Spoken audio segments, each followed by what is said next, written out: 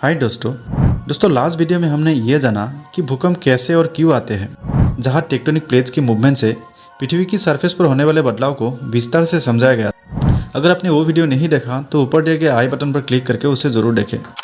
आज हम लोग ये जानेंगे कि जब भी भूकंप आते हैं तो साइंटिस्ट इतनी जल्दी इसका लोकेशन और मैग्नीट्यूड को कैसे पता कर लेते हैं। और सबसे अहम सवाल तो ये है कि भूकंप की भविष्यवाणी यानी कि कब, कहाँ और कितनी तीव्रता का भूकंप आ सकता है, ये जान पाना आज तक संभव क्यों नहीं हो पाया। इन्हीं सब सवालों का जवाब आज हम लोग इस वीडियो में बहुत ही आसान भाषा में डिस्कस करने वाले हैं, तो वीडियो को पूरी एंड तक जरूर देखिएगा।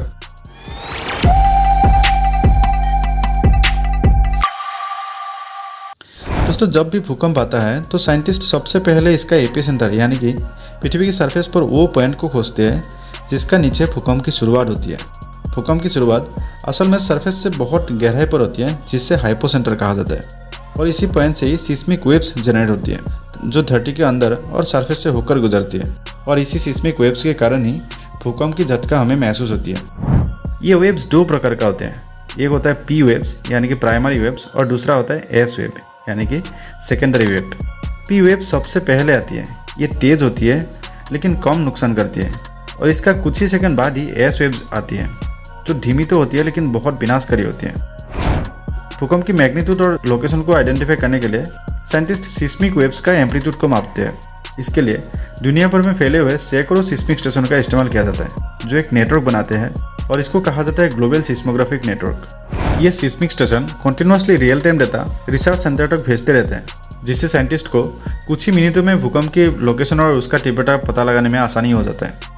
भारत में भी ऐसा नेटवर्क बना हुआ है जिसको कहते हैं इंडियन नेशनल सिस्मोलॉजिकल नेटवर्क, जो दिल्ली, मुंबई, कलकत्ता, विजयवाड़ा जैसा कई शहरों में शामिल है, और हर एक स्टेशन पर एक डिवाइस लगा होता है जिसको सिस्मोग्राफ कहते हैं। सिस्मोग्राफ में सिस्मोमीटर नाम का एक सेंसर होता है जो ज़मीन की हलचल को डिटेक्ट करते हैं, और ये सेंसर एक तरीके से वेट और स्प्रिंग का कॉम्बिनेशन होते हैं, जहाँ वेट को स्प्रिंग में लटकाया जाता है।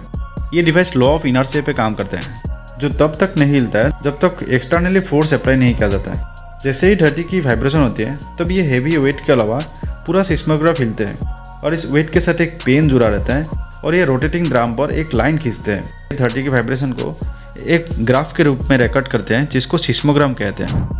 और सिस्मोग्राफ में जो ग्राफ रिकॉर्ड होता है उसके मैग्नीट्यूड को मापने के लिए दो तरह का स्केल यूज़ किया जाता है। एक होता है रिक्टर स्केल और दूसरा है मोमेंट मैग्नीट्यूड स्केल। दोनों ही स्केल लॉगरिथमिक रीडिंग देते हैं। आजकल ज़्यादातर मोमेंट मैग्नीट्यूड स्केल का ही इस्तेमाल किया जाता है क्योंकि ये बहुत ही एडवांस और ज़्यादा एक्यूरेसी रीडिंग देते हैं। भूकंप की मैग्नीट्यूड को 1 से 10 पॉइंट तक मापी जाती है, और हर एक पॉइंट बढ़ने से अर्थक्वेक की एनर्जी करीब 32 गुना बढ़ जाती है। अब दोस्तों, सवाल ये है कि जैसे मौसम की भविष्यवाणी किया जा सकती है कि अगले 26 घंटे में मौसम कैसा रहेगा या अगले एक हफ्ते के लिए मौसम कैसा रहेगा, लेकिन ये भूकंप की भविष्यवाणी करना अभी तक संभव क्यों नहीं हो पाया। साइंटिस्ट का ये कहना है कि इसका मुख्य कारण है अर्थ की स्ट्रक्चर। भूकंप पृथ्वी के सरफेस से बहुत नीचे होती है, जहाँ तक आज भी कोई मशीन या सेंसर नहीं पहुँच पाया है। जब टेक्टोनिक प्लेट्स के बीच मैग्मा का प्रेशर बनती है तो प्लेट्स धीरे धीरे हिलने लगता है, और तभी भूकंप होती है। लेकिन यह दबाव कब बनेगा, कहाँ बनेगा, ये पहले ही जानना बहुत मुश्किल है। भूकंप ज़्यादातर टेक्टोनिक प्लेट्स की बाउंड्री एरिया के आसपास ही होता है, जहाँ पहले कई बार भूकंप हो चुका है, और फ्यूचर में भी उसी एरिया में ही होने की संभावना ज़्यादा होती है। इसको प्रेडिक्ट करने के लिए साइंटिस्ट कुछ पॉसिबल रीजन्स के बारे में खोज किया। 2011 में जापान की ईस्ट कोस्ट में 9 मैग्नीट्यूड का एक बहुत बड़ा भूकंप आया था, और उससे जस्ट पहले जियो साइंटिस्ट ने रेडियोएक्टिव एलिमेंट रेडोन और थोरॉन गैस का एक हाई कॉन्सेंट्रेशन आइडेंटिफाई किया था उस एरिया के आसपास। भूकंप होने से पहले अर्थ की क्रस्ट पे जो मैग्मा का प्रेशर बनती है, तब ये क्रस्ट प्रेशर के कारण धीरे धीरे फटने लगता है, और उसी के माध्यम से गैसेस बाहर निकलना शुरू होते हैं। और इसीलिए जियोलॉजिस्ट ने ये डिसाइड किया कि अगर हाई अर्थक्वेक जोन एरिया में रेडोन और थोरॉन डिटेक्टर का एक नेटवर्क बना दिया जाए, तब शायद कुछ हद तक अर्थक्वेक को प्रेडिक्ट किया जा सकेगा, और इससे लाखों लोगों की जान भी बच जाएगी। जियोलॉजिस्ट कंटिन्यूअसली इसका ऊपर काम कर रहे हैं इसको सफल बनाने के लिए। इसके अलावा साइंटिस्ट का ये भी कहना है कि बड़ा भूकंप होने से पहले छोटा छोटा भूकंप आते रहते हैं, जिसको फोरशॉक्स कहते हैं, और सिस्मिक स्टेशन से ये डाटा को एनालाइज करके साइंटिस्ट उस एरिया का पता लगा सकते हैं और उस एरिया में एडवांस्ड वार्निंग जारी कर सकते हैं। जापान और यूएसए में अर्थक्वेक अर्ली वार्निंग सिस्टम का इस्तेमाल किया जाता है। जैसे ही पी वेव्स आती है जो कम नुकसान करते हैं, उसी समय कंप्यूटर उनकी तीव्रता और एपिसेंटर का अनुमान लगा लेते हैं, और एस वेव आने से पहले ही कुछ ही सेकंड में ये system TV, radio, mobile, internet और ट्रेन नेटवर्क के जरिए चेतावनी भेज देते हैं, जिससे लोगों को सुरक्षित स्थान पर पहुंचने के लिए 10 से 20 सेकंड का समय मिल जाता है।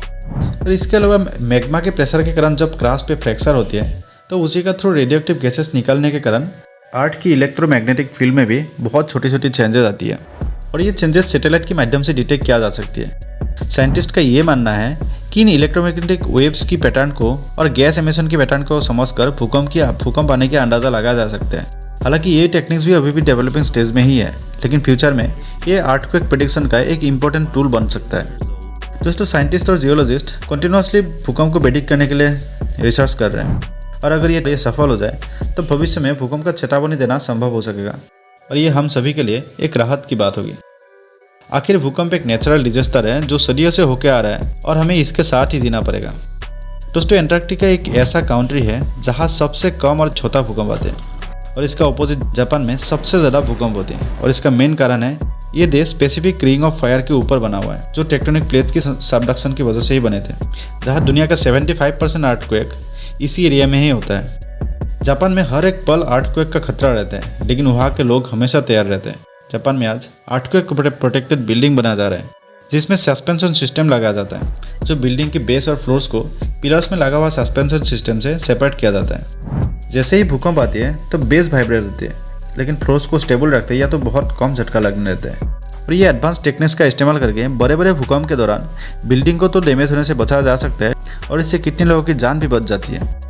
आजकल हमारे देश में भी ये मॉडर्न कंस्ट्रक्शन मेथड्स का इस्तेमाल किया जा रहा है जो भविष्य में एक सुरक्षित इंफ्रास्ट्रक्चर की नींव बन सकता है। तो दोस्तों, आज के लिए इतना ही। वीडियो कैसा लगा आप लोग कमेंट सेक्शन में ज़रूर बताइएगा। अगर वीडियो इन्फॉर्मेटिव लगा तो वीडियो को लाइक, शेयर और चैनल को सब्सक्राइब जरूर कीजिएगा। तो मिलते हैं अगली वीडियो के साथ, तब तक अपना और अपनों का खूब ख्याल रखिए। जय हिंद।